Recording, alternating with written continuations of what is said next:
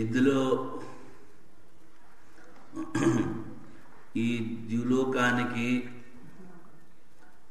ఆధారము ప్రధానమా జీవుడా అని ప్రశ్న వేశాడు. ప్రధానము కాదు, జీవుడు కాదు, పరమాత్మనాయన అని చెప్పారు. ఎందుకంటే ఆత్మశబ్దాన్ని ప్రయోగించారు కనుక. ఆత్మశబ్దాన్ని ఎక్కడ ప్రయోగించారు? తమేవ ఏకం జానత ఆత్మానం. అందుకని పరబ్రహ్మమే. ఎందుకంటే ఛాందోగ్యోపనిషత్తులో చెప్పారు, తరాతి శోకం ఆత్మవిత్. ఈ ప్రకరణంలో ప్రశ్నోత్తర పరంపరలో ప్రాణానికి ముందు ఏమీ చెప్పలేదు కదా. అందుకని ప్రాణంలోనే ఆత్మశబ్దాన్ని ప్రయోగించారేమో. అంటే ప్రాణానికి ఆత్మశబ్ద ప్రయోగము సంభవమా కాదా అన్నది ఆక్షేప సంగతి ఇక్కడ.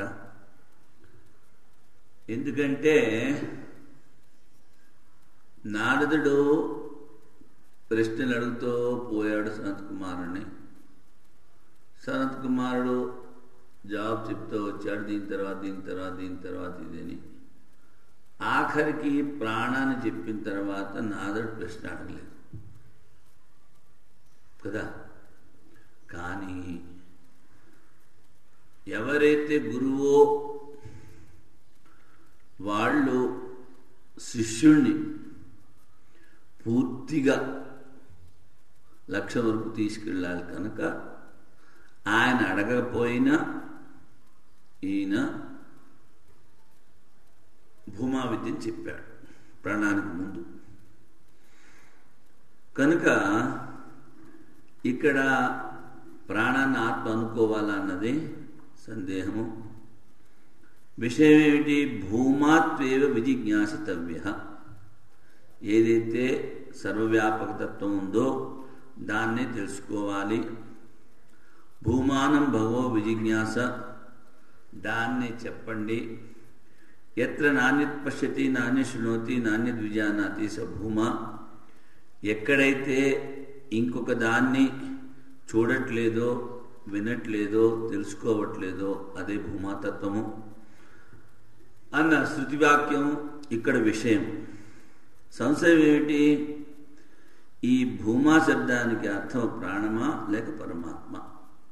అది సంశయం. ఎందుకంటే ప్రాణం తర్వాత మళ్ళీ నారదుడు అడగలేదు. పూర్వపక్షం నామంతో మొదలుపెట్టి ఆశ వరకు ప్రశ్నోత్తర సనత్ కుమారుడికి నారదుడికి వినిపిస్తున్నాయి. దాని ముందు ప్రశ్న వినిపించలేదు కనుక అతివాదిత్వం అంటే నువ్వు ఆత్మవా అన్నారనుకోండి, వెంటనే అవును నేను ఆత్మస్వరూపుణ్ణి అని స్పష్టంగా చెప్పాలి. దాన్ని అతివాదిత్వము అంటారు. మరి ఈ అతివాదిత్వము భూమాతత్వాన్ని గురించి చెప్పారా లేకపోతే ఇంకో దాని గురించి చెప్పారా? మరి ప్రాణం దాకా ప్రశ్న, ముందు ప్రశ్న లేదు కనుక ఈ అతివాదిత్వం ప్రాణానికి చెప్పి భూమా శబ్దానికి ప్రాణమును ఎందుకు అనుకోకూడదు? వాడు తలకేస్తే మడకేస్తే తలకేస్తూ ఉంటాయి. వాళ్ళు చెప్తారు.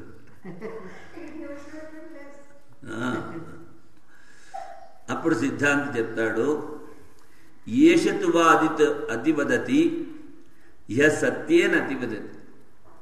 సత్యస్వరూపుడు ఏ పరమాత్మ అయితే ఉన్నాడో వాణ్ణి తెలుసుకుని చెప్తేనే అతివాదిత్వం అవుతుంది. ప్రాణాన్ని తెలుసుకుని చెప్తే అది అతివాదిత్వం అవ్వదు. అతీత్య వదతి, అన్నిటినీ దాటి చెప్తున్నాడు అని. అది సత్యేన అతివదతి. సత్యస్వరూపుడు ఆ పరమాత్మని తెలుసుకుని, ఏమయ్యా నువ్వు ఆత్మస్వరూపమా, నువ్వు పరమాత్మ తెలుసుకున్నా, నేను తెలుసుకున్నాను అన్నది అని చెప్పడం అతివాదిత్వం. ఈ అతివాదిత్వం పరమాత్మకు ఉందే కానీ ప్రాణానికి లేదు. ప్రాణాన్ని తెలుసుకున్నాడు నేను అతివాది అని చెప్పడానికి వీలు లేదు. కనుక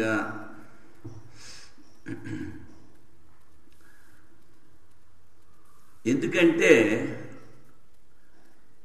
ఏషత్తు వా అతివదతి యహ సత్యేన అతివదతి, ఎవరైతే సత్యము ద్వారా అతివాదిత్వం చేస్తారో అని ప్రాణ ప్రసంగాన్ని వేరు చేసి ఇక్కడ చెప్పారు. కనుక ఇక్కడ పరమాత్మని భూమాతత్వంగా తీసుకోవాలి. తరువాత ఉపక్రమం ఒకటి, మళ్ళీ మహా ఉపక్రమం. ఏ విధంగా అయితే మృత్యు తర్వాత ఏదైనా ఉందా అని సామాన్యంగా అడిగాడు నచికేతుడు. తర్వాత ధర్మాదన్యత అధర్మాదన్యత అని మళ్ళీ అడిగాడు. ఇదేమిటి? మొదటి సామాన్య ఉపక్రమం, విశేష ఉపక్రమం అనండి, మహా ఉపక్రమం అనండి. దాని ద్వారా పరమాత్మని తెలుసుకోవాలి. సమస్త ద్వైతము యొక్క అభావం ఆ పరమాత్మలోనే ఉంది. ప్రాణము అంటే ప్రాణం కన్నా విడిగా పరమాత్మ ఉంటే మళ్ళీ ద్వైత సంభవం. అందుకని భూమాపదానికి పరమాత్మని అర్థం చెప్పుకోవాలని ఆయన. ఆ తర్వాత ఇక్కడ వైయాసిక న్యాయమాల భూమా ప్రాణ పరేషో వా ప్రశ్న ప్రత్యుక్తివర్జనాత్. ఈ భూమాతత్వము ప్రాణమా పరమేశ్వరుడా? ఎందుకంటే ప్రాణము తర్వాత నారదుడు ప్రశ్న వేయలేదు. ప్రశ్న ప్రత్యుక్తివర్జనాత్, ప్రశ్నానికి జవాబు ఆయన చెప్పలేదు.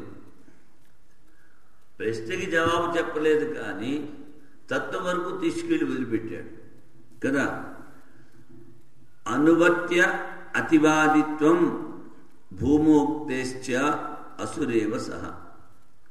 మరి అతివాదిత్వం చెప్పారు కదా అంటే అతివాదిత్వము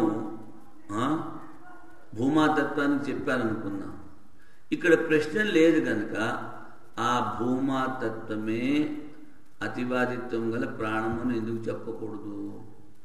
అది పూర్వపక్షి ప్రశ్న.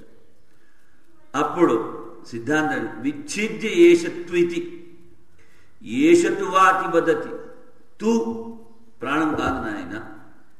ఏమిటి? ఏష సత్యేన అతివదతి. ఆ సత్యము ఏదైతే ఉందో, ఆ పరమాత్మ ఏదైతే ఉందో దాని ద్వారానే అతివాదనశీలత్వం వస్తుంది. ఏషతి ఇది ప్రాణం సత్యస్య ఉపక్రమాత్ తథా.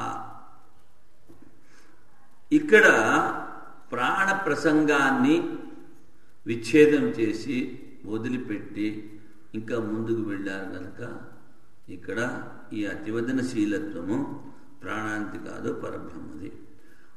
మహోపక్రమ ఆత్మోక్తే ఈశోయం ద్వైతవారణ.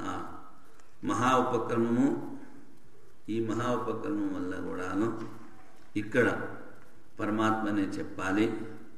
ఆత్మశబ్దాన్ని అక్కడ ఉపయోగించారు. తరువాత ద్వైతవారణ, ఈ భూమాతత్వంలో ద్వైతము లేదు, ద్వైతాన్ని వారించారు కనుక ఇది వైయాసిక న్యాయమాల. ఇప్పుడు పూర్వపక్షి భారతీతీర్థస్వామి వారి టీకా. ఛాందోగ్యే సప్తమాధ్యాయే నారదం ప్రతి సనత్కుమారో నామాదీని ఉత్తరోత్తర భూయాంసి బహూని తత్వాన్ని ఉపదిశ్యంతే.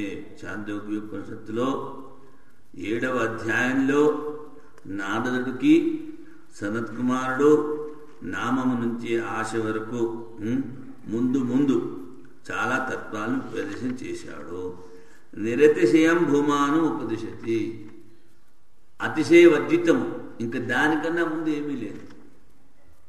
అటువంటి నిరతిశయమైన వస్తువు భూమా తత్వము, దాన్ని కూడా ఉపదేశించారు. ఎత్ర నాణ్యత్ పశ్యతి నాణ్యత్ శృణోతి నాణ్యత్ విజానాతి సభూమ. ఇంకొక దాన్ని ఏ సమయం ఎత్ర అంటే యస్మిన్ కాలే, ఎప్పుడైతే చూడట్లేదో వినట్లేదో తెలుసుకోవట్లేదో అదే భూమాతత్వం అని చెప్పారు. భూమా శబ్దవాచ్యే ద్విధా సందిగ్ధే. ఈ భూమా శబ్దంలో ఈ భూమా శబ్ద అర్థం చెప్పేటప్పుడు 2 రకాల సందేహాలు ఉన్నాయి. ఏమిటి? ప్రాణ ఇది తావత్ ప్రాప్తం, ప్రాణమే భూమాతత్వము.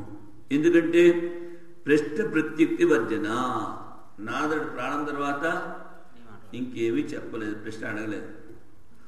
పూర్వేషు నామాది తత్వేషు అస్థి భగవో భూయ. ఆశ వరకు ప్రాణం వరకు దీనికన్నా పెద్దది ఏదైనా ఉందా అని అడిగేవాడు. పదే ప్రతిథి గడిగడికి అడిగేవాడు. సనత్కుమార శాస్త్రి ఇది ప్రతిభక్తి, దీనికన్నా ఇంకొక పెద్దదైన తత్వం ఉంది, గొప్పదైన తత్వం ఉంది అని చెప్పేవాడు. ఏవంచి ప్రశ్న ప్రతివచన పూర్వకతయా నామాదీని ప్రాణాంతాన్ని తత్వాన్ని ఉపదిశ్య. ఈ విధంగా ప్రశ్నోత్తర రూపంలో నామము నుంచి ప్రాణం వరకు అన్ని తత్వాలని ఉపదేశం చేసి ప్రాణస్య ఉపరి వినైవ ప్రశ్న ప్రత్యుక్తిభ్యాం భూమానం అవతారేతి. ప్రాణం వరకు ప్రశ్నోత్తరములో ఆ ప్రాణం తరువాత ప్రశ్నలు లేకుండానే సనత్ కుమారుడు భూమాతత్వాన్ని చెప్పాడు. అతః ప్రాణభూమ్నోర్మధ్యే విచ్ఛేదకస్య అభావాత్. అందుకని ఈ ప్రాణం తత్వము ఈ భూమాతత్వము ఈ రెండిటిని వేరు చేసేటువంటిది ఏమీ లేదు కనుక విచ్ఛేదకం అంటే వేరు చేసేటువంటిది లేదు కనుక ఈ ప్రాణాన్నే భూమాతత్వాన్ని ప్రాణం అనుకుందాం.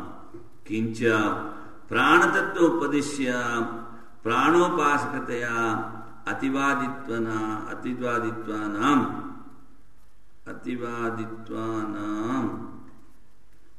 అతివాదిత్వనామకం ఉత్కర్షం అభిధాయ. ప్రాణతత్వాన్ని చెప్పిన తర్వాత ప్రాణోపాసకులు అతివదనశీలు అవుతారు అని కూడా చెప్పారు. ప్రకరణ విచ్ఛేద శంకా నివృత్తియే ప్రకరణము విభజించబడట్లేదు అని చెప్పడానికి తదేవ అతివాదిత్వం అనువర్త్య భూమానం ఉపదిశన్. ఇప్పుడు ఇక్కడ ప్రాణతత్వాన్ని చెప్తూ వాడు అతివదనశీలుడు అని చెప్పి ఈ అతివదనశీలత్వాన్నే మళ్ళీ భూమాతత్వంలోకి తీసుకొచ్చాడు. చూడండి, తదేవ అతివాదిత్వం అనువర్త్య భూమానం ఉపదిశన్ ప్రాణభూమూరభేద గమయతి.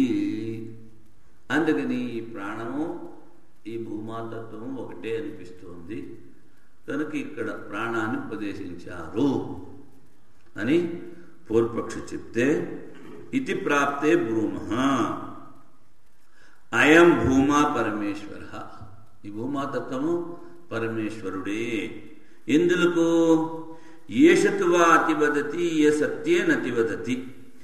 ఏషతు తూ ఎప్పుడైతే చెప్పారో అది పూర్వపక్ష వ్యావర్తత్వం. అంటే ప్రాణాన్ని విచ్ఛేదం చేసి ఏష భూమాతత్వము ఇది తెలుసుకున్నవాడే అతివదనశీలుడు అవుతాడు. సత్యేన అతివదతి. సత్యం ద్వారా వాడు అతివదనశీలుడవుతాడు. ఇది అత్ర అతివాదిత్వ హేతుం ప్రాణోపాసనం తూ శబ్దం వ్యావర్త. అంటే తూ శబ్దము ద్వారా అతివదనశీలత్వము ప్రాణానికి లేదు. అంటే నీకు బ్రహ్మ తెలుసా అంటే తెలుసు అని చెప్పడమే అతివాదిత్వం. దేనికి? ప్రాణానికి కాదు, బ్రహ్మ. అందుకని వ్యావర్త్య ముఖ్య అతివదిత్వ హేతో బ్రహ్మణ సత్యశబ్దేన పృథక్ ఉపక్రమా. చూడండి, ఇక్కడ ప్రాణశబ్దాన్ని విచ్ఛేదం చేసి ప్రాణాన్ని తెలుసుకున్నవాడు అతివదనశీలుడు కాలేడు అని చెప్తూ ముఖ్యంగా అతివదనశీలానికి కారణం ఏమిటి? బ్రహ్మణ సత్యశబ్దేన పృథక్ ఉపక్రమ. ఇది మహా ఉపక్రమం. బ్రహ్మశబ్దాన్ని సత్యశబ్దంతో మళ్ళీ మొదలుపెట్టారు. పరమోపక్రమే. అక్కడ మహా ఉపక్రమం అన్నాడు, ఇక్కడ పరమోపక్రమం అన్నాడు. తరతి శోకమాత్మవే. ఈ ఆత్మను తెలుసుకున్నవాడు శోకసాగరాన్ని దాటుతాడు. ఇంతకు ముందు చెప్పాను, ఇక్కడ అర్థాపత్తి ప్రమాణం. ఇది వేద్యతయా పరమాత్మ ఉచ్యతే. దేన్ని అనుభవించాలి, దేన్ని తెలుసుకోవాలి అంటే పరమాత్మని తెలుసుకోవాలి. తథా యత్ర నాణ్యత్ పశ్యతి ఇది ద్వైత నిషేధేన. నాణ్యత్ పశ్యతి, ప్రాణము అని చెప్పినప్పుడు ప్రాణము బ్రహ్మ రెండైపోయాయి కదా. అందుకని ద్వైతాన్ని నిరాకరించడానికి నాణ్యత్ పశ్యతి, ఆ తత్వాన్ని తెలుసుకున్నవాడు ఇంకేమీ చూడడు, ఒకటే తత్వాన్ని చూస్తాడు. భూమ్నో లక్షణం అభిధీయతే. ఆ భూమతత్వం యొక్క లక్షణం చెప్పారు. ఏమిటి? నాణ్యత్ పశ్యతి. కనుక తస్మాత్ అద్వైత పరమాత్మ ఏ భూమ. అద్వైత పరమాత్మ తత్వమే భూమాతత్వము.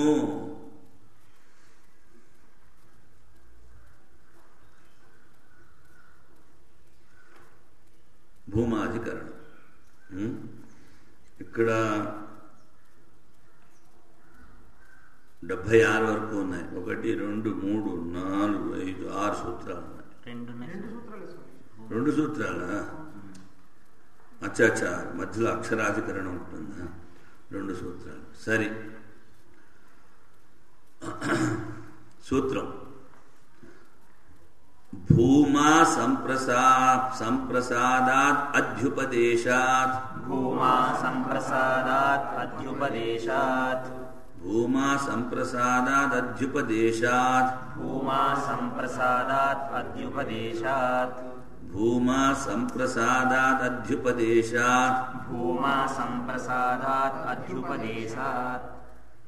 సంప్రసాదాత్ సమ్యక్ ప్రసీదతి అస్మిన్ జీవః ఇతి సంప్రసాదః. సుషుప్తి. సంప్రసాదం అంటే ఆనందంగా నిద్రపోతారు. సమ్యక్ ప్రసీదతి అస్మిన్ ఇది సంప్రసాద్. భూమా సంప్రసాదాత్ అధ్యుపదేశాత్. ఆ సుషుప్తి కన్నా వేరుగా పైగా చెప్పారు. అంటే అధికముగా, అది ఉపరి పైన చెప్పాడు. ఏమిటి?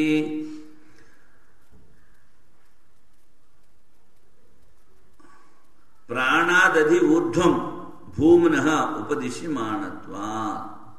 అధ్యుపదేశాత్ 1, భూమా సంప్రసాదాత్ అధ్యుపదేశ. ఈ భూమాతత్వం పరమాత్మ. ఎందుకంటే సుషుప్తి కన్నా పైన. సుషుప్తిలో ఏముంటుంది? ప్రాణం ఒకటే కదా. అందుకని ప్రాణానికన్నా తరువాత మళ్ళీ ఉపదేశం చేశారు. ప్రాణం వరకు ఉపదేశం చేసి వదిలిపెట్టి ప్రాణాన్ని భూమానొచ్చింది. మరి ప్రాణతత్వాన్ని కాకుండా దానికన్నా ఇంకా అధికంగా ఉపదేశం చేశారు కదా, అధ్యుపదేశం. అందుకని ప్రాణాత్ అధి ఊర్ధ్వం భూమినః ఉపదిశ్యమానత్వా. అంటే ప్రాణానికన్నా అధికంగా ప్రాణం చెప్పిన తర్వాత భూమతత్వాన్ని ఉపదేశం చేశారు. కనుక ఈ పరమాత్మయే భూమాతత్వము. ఏషతు అధివదతి యః సత్యేన అతివదతి. అంటే సర్వాతీతమును ఎరింగి పలుకువాడు. అతివదనశీలుడు అంటే సర్వాతీతమైనటువంటి ఆత్మ కానీ బ్రహ్మ కానీ రెండు ఒకటే. దాన్ని అనుభవించి పలికేటువంటి వాడు అతివదనశీలుడు. కనుక ఇంకోటి ఏమిటి, దీన్ని చెప్తూ తరతి శోకం ఆత్మవిత్ అన్నాడు. మళ్ళీ తర్వాత ఈ తత్వాన్ని ఎవరైతే తెలుసుకున్నారో వాళ్ళు శోకాన్ని దాడతారు. కనుక ఈ భూమాపదమునకు అర్థము పరమాత్మయే, ప్రాణము కాదు. తర్వాత ధర్మోపపత్తేశ్చ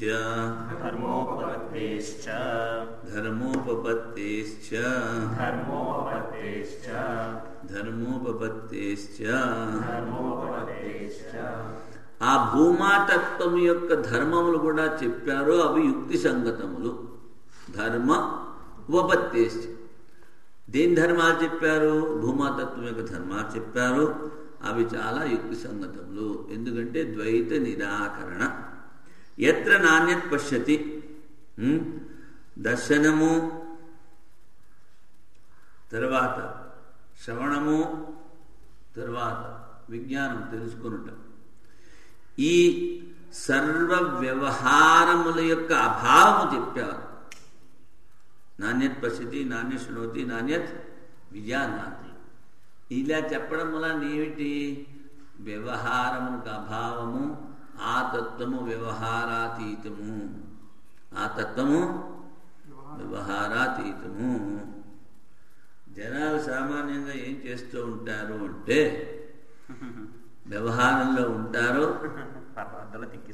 పారమార్థంలో దూకేస్తారు, కానీ వ్యవహారం నుంచి బయటపడరు. ఆ పారమార్థిక వస్తువుని కూడా వ్యవహారానికి ఉపయోగించే దానిలో వాడుకుంటారు. అందుకని where you stand to talk from there, ఎక్కడున్నావో ఏ స్థితిలో అక్కడి నుంచి మాట్లాడు. ఎందుకంటే నేను చాలాసార్లు చెప్తూ ఉంటాను, వ్యవహారానికి దించేస్తారంటే పారమార్థికాన్ని. ఎలాగంటే ఇప్పుడు మీరు చూసారేమో, మా కైలాసాశ్రమానికి ముందు ఇలా చిన్న తోవట ఉంటుంది గంగకి వెళ్ళడానికి. అది కాంక్రీట్ తోవ. అక్కడ ఒకడు సైకిల్ ఇలా అడ్డంగా నిలబెట్టాడు. సైకిల్ అడ్డంగా నిలబెడితే అటువాడు ఇటు రావడానికి వీల్లేదు, ఇటువాడు అటు వెళ్ళడానికి వీల్లేదు. నేను ఇటు పక్కన ఉన్నాను. వాడు ఏమిటి, ఆ బఠానీ మసాలా ఏదో అమ్ముతున్నాడు 2 రూపాయలకి. అవతల వాడు ఒకడు ఉన్నాడు, వాడు అడిగినట్టున్నాడు. వాడికి ఆ మసాలా అది కలిపి చేయడానికి కొంచెం 2-3 నిమిషాలు పడుతుంది కదా. ఈ లోపల అవతల వాడు అన్నాడు, ఒరే సైకిల్ తీరా, నేను పోవాలి అంటే, 2 दिन का दुनिया है, दुनिया मिथ्या है, क्यों जल्दी करते हो? अच्छी बात है. ఈ ప్రపంచము 2 రోజులు ముచ్చట, ప్రపంచం మిథ్య, దేనికి త్వరపడతావు నాయన అని వాడి పని వాడు చేస్తున్నాడు.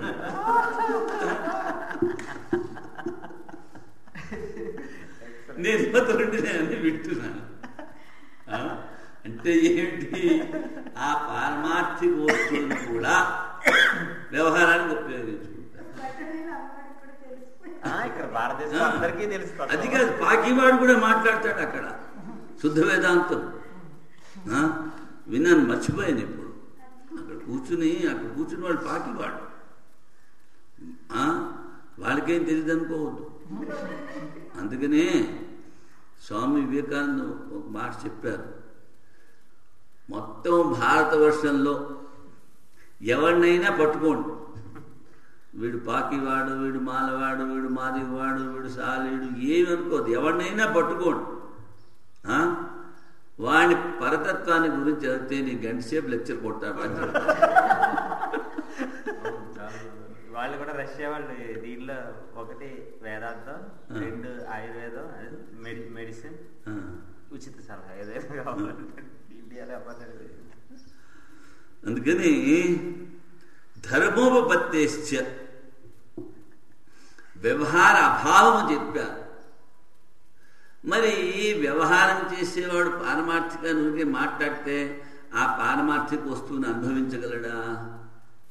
అనుభవించలేడు. అందుకని వ్యవహారానికి అతీతంగా వెళ్ళాలి. దేహాధ్యాస, మనోనాశము, వాసనాక్షయము ఇవన్నీ ఉండాలి కదా. నిద్రాభావం అది లేవని మళ్ళీ పోయి పడుకుని కురుపాట్లు పడుతూ ఉంటారు ప్రభుత్వం.